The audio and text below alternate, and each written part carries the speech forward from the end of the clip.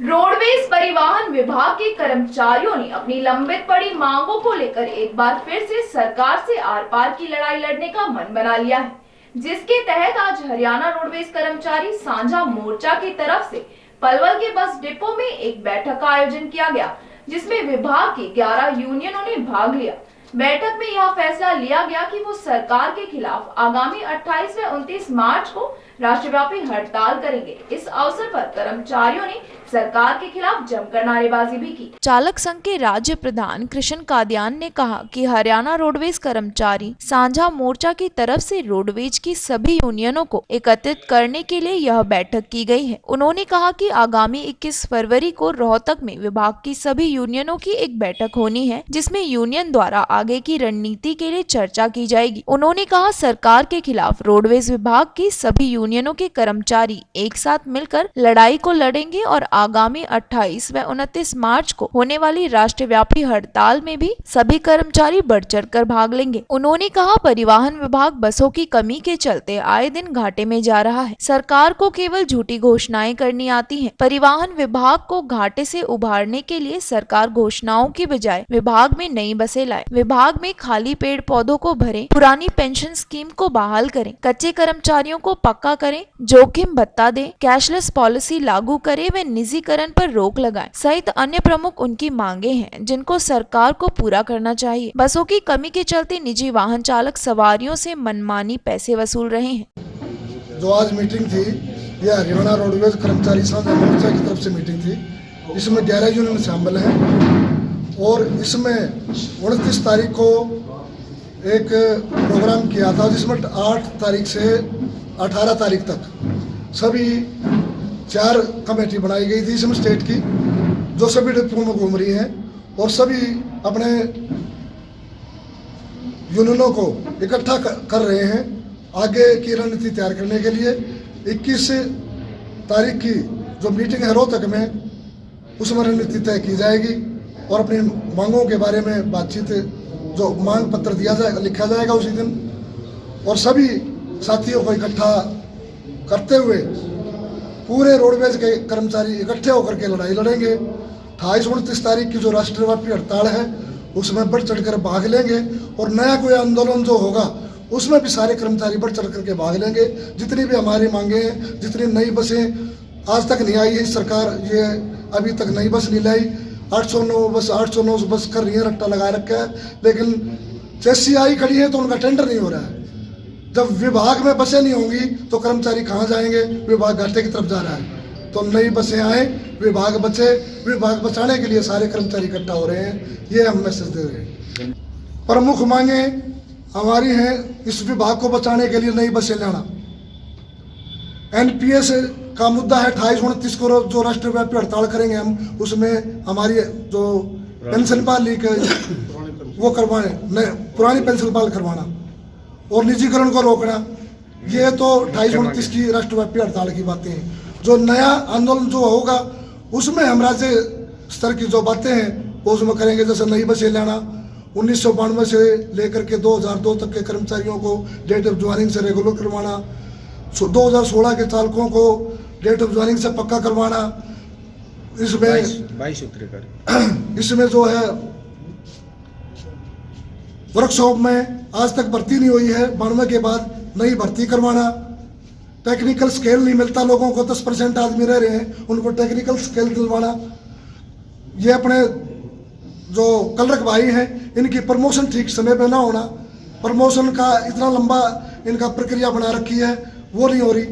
चालकों की कोई प्रमोशन नहीं होती, चालकों की प्रमोशन करवाना। जोखिम भत्ता, लोग को जैक के नीचे से मर रहा है, कोई मतलब एक्सीडेंट से मर रहा है चालक परिचालक, उनको जोखिम भत्ता नहीं दिया जाना। तो कैशलेस पॉलिसी, कैशलेस का जो मुद्दा है वो बहुत जरूरी है। सरकार दे भी रही है, बाद में रिम्बर्समेंट कर रही है, लेकिन कर्मचारी के पास उस टाइम पर पैसे नहीं होते।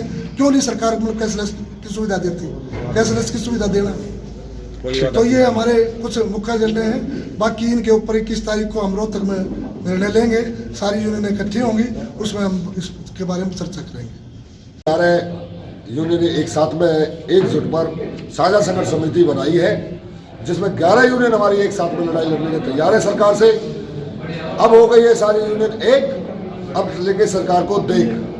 मेरा यह कहना है कि हरियाणा राज्य परिवहन की जो सुविधा है उसको निजी हाथ में सौंपने के लिए एक पलवल फरीदाबाद के अंदर लेके आगरा, अलीगढ़, मथुरा प्राइवेट वाहनों का इतना गंद मचा हुआ है। एक अगर हरियाणा रोडवेज का चालक परिचालक बाहर सवारी बिठाने के लिए चला जाए तो उनके साथ में प्राइवेट गाड़ी वाले झगड़ा करने में उतारू होते हैं, जो कि सरकार कहती है कि जनरल मैनेजर कहता है कि बुकिंग कम आ रही है। जनरल मैनेजर के बस स्टैंड के आगे से बाहर एक नया डिपो खड़ा हुआ है, वहां पर कोई गाड़ियों को रोकने वाला नहीं है। प्राइवेट गाड़ी बिल्कुल खड़ी होती है, जो पुलिस की देखरेख में पुलिस को पैसे देके हो सकता है कि आरटीओ के भी पैसा ले रहा हो, क्यों ना उन गाड़ियों को बंद किया जाए जो हमारे बस स्टैंड के बिल्कुल बस स्टैंड की जो गेट है उसको घेर के खड़े होते हैं और पूरा आकत मच रहा है। मैं अनुरोध करूंगा मंत्री जी से, आरटीओ साहब से, व जनरल मैनेजर साहब से, और मैं अपनी कमेटी को भी अवगत कराना चाहूँ इस बात को बहुत जल्दी उतारू करें और ये कहें एक भाई कर्मचारी के ऊपर कोई चार्जशीट ना हो, न परिचालक के ऊपर, डीजल की खपत के ऊपर चालकों को रिकवरी दी जा रही है।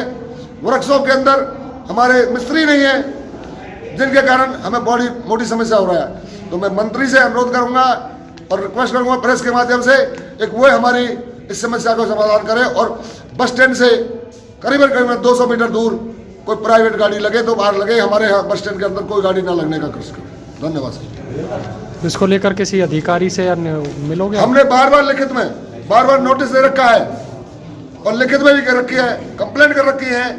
आज तक आरटीओ साहब की भी है और यहाँ पर जो कि प्रतिदिन 100-125 इको गाड़ी चलती है जो हमारी बसों में सवारी उतार ले जाती है। हमारा जो किराया है बल्लभगढ़ का 25 रुपये, होटल का 35 रुपये और जो प्राइवेट वाहन है वो 30 रुपये में ले जाते हैं, जिससे हमारी हानि हो रही है बहुत ज़्यादा।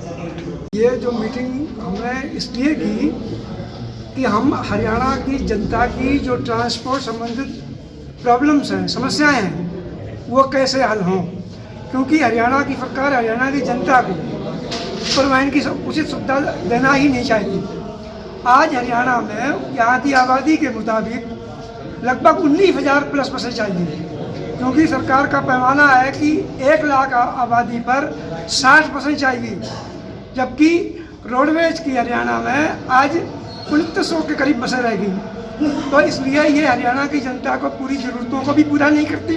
अगर ये 19,000 बसों का इंतजाम करते हैं तो कम से कम यहाँ पर 1 लाख से ऊपर युवाओं को रोजगार मिलेगा और लोगों को सुविधाएं भी मिलेंगी।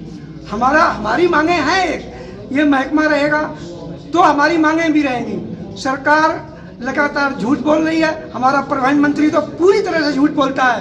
पहले कहा 363 बसें आएंगी, फिर कहा 800-900 बसें आएंगी, आज कह दिया 1300 बसें आएंगी। पहले प्रधानमंत्री ये बताएं कि वो 363 कहाँ हैं, वो 809 बसें कहाँ हैं। मतलब लगातार भ्रामक और गुमराह करने वाले बयान नहीं दिए जाना चाहिए, वही बात की जानी चाहिए ईमानदारी से कि जो हो रहा है वो हो नहीं रहा है। बयानबाजी करके, जुमलेबाजी करके ये नहीं चल सकता। ये जुमलेबाजी कर रहे हैं पूरी तरह से। और अब की बार कर्मचारी को कर्मचारी एक अलग देख के नहीं देखा जाना चाहिए। हम वोटर भी हैं, कहीं ये गलतफहमी में हो, हम कर्मचारी के अलावा वोटर भी हैं और जो हम सत्ता में ला सकें, सत्ता का बाहर का रास्ता भी दिखा सकें। इसलिए समझना चाहिए सरकार को, छोटी बात कहने में, कम कहने में ज़्यादा समझ लेना चाहिए, क्योंकि ये लगातार जो कर्मचारियों पे हमले हैं, जो उनकी बातों की अनदेखी है, जनता के साथ त्रासदी है। त्योहारों के दिन इतनी बुरी हालत होती है कि कोई त्यौहार आ जाए, होली हो, दिवाली हो, रक्षाबंधन हो या और कोई हो, जहाँ पर 100 रुपये का किराया है वहाँ 300 रुपये, 400 रुपये लोगों पर लिए जाते हैं और प्राइवेट वाले लूटते हैं। हमने इस दिवाली में देखा कि यात्रियों को प्राइवेट लोगों ने थप्पड़ मारे, लेकिन वहाँ पर सरकार गायब थी। मतलब सरकार एक वेलफेयर स्टेट, मतलब कल्याणकारी राज्य की जगह थप्पड़ मारने वाली सरकार सत्ता में है। इसलिए हमने हरियाणा की जनता को अच्छी परिवहन सुविधा के लिए ये कन्वेंशन की, हमारा जो रोल है हम उसको बेटर करेंगे। हमारी तरफ से कोई गलती होगी, हमने इस पर भी चर्चा की कि हमारे लोग जनता के पास अच्छा व्यवहार करें। इस पर भी चर्चा की।